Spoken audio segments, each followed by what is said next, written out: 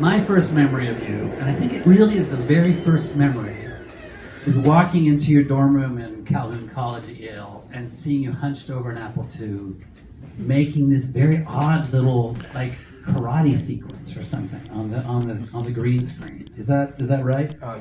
Yeah, making games on the Apple II is what I did for 4 years at college instead of studying.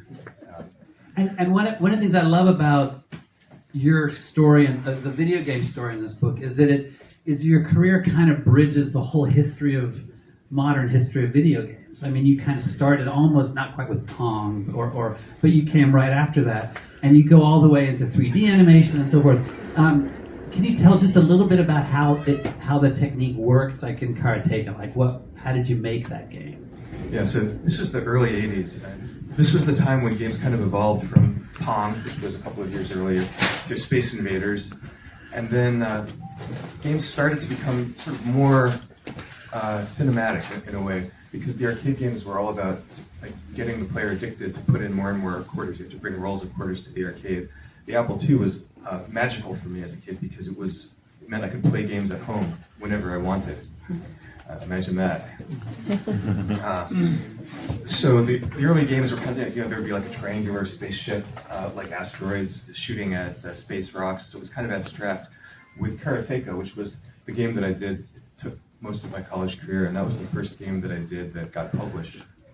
It was a karate fighting game, so you're basically fighting a series of karate battles in this kind of medieval Japanese setting to rescue your girlfriend from the evil warlord who's taken her to his castle. So it was like a little interactive animated movie.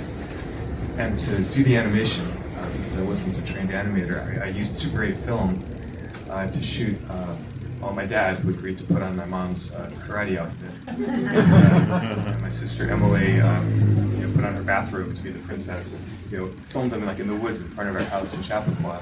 And then rotoscoped this Super 8 footage, which basically meant tracing each frame on a moviola with a pencil and tracing paper, and then retracing those sort of little squares of vellum with a 1980s era device, with two potentiometers to recreate each frame like as pixels on the screen. So really it was done pixel by pixel, frame by frame, and when all those frames were put together and played in sequence, it recaptured the illusion of movement. So that was right. rotoscope.